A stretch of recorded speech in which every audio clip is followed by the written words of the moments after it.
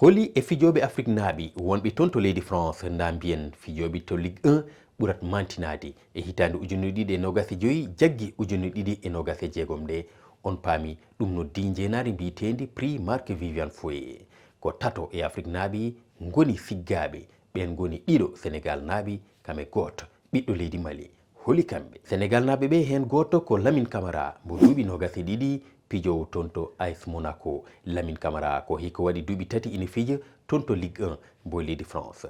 Milieu de terrain keptinaɗo e nder on kippe mbo Monaco. Lamine Camara serani e wadde golle pattam lamiji golle jewteteɗe ete kadi ko cimteteɗe. Lamine Camara keblaɗo to Génération Foot to leydi Sénégal no mantorgal makko ni Sadio Mané o rewi toon to FC Metz to ganduɗa o waɗi toon golle haw heptina hade makko yaade toon to Monaco e oɗo saaha mo ganduɗa a wawa innudi on kippu walla fijoɓe ɓurɓe hen har lidde tawi alimtani hen Lamine Camara. Siki ala fijoɓe winderiyankoɓe si in kaale o yejjititaki caggal ciftinen o jeyama e fijuɓe kawral timmode Ligue des Champions e timmode nde ɗo hitande faltinde ha e natirde hitande nde gonɗen nde toon to leydi Maroc wonno équipe Sénégal mbo yaaduno. Sénégal najo ɗimmo o ko Moussa Niakhaté. Moussa Niakhaté ko défenseur jo gonɗo toon to Olympique Lyonnais.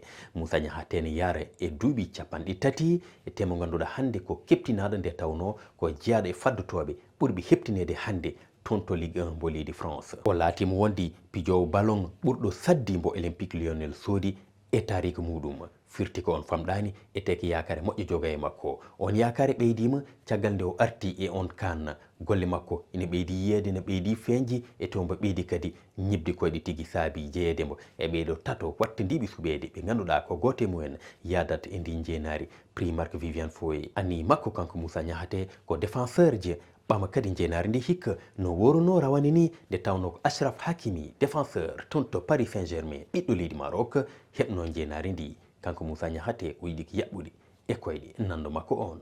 Goɗɗo o ko Mamadou Sangaré on ko ɓiɗɗo leydi Mali jarowo e duuɓi 23 pijowo toon to Racing Club mbo Lens.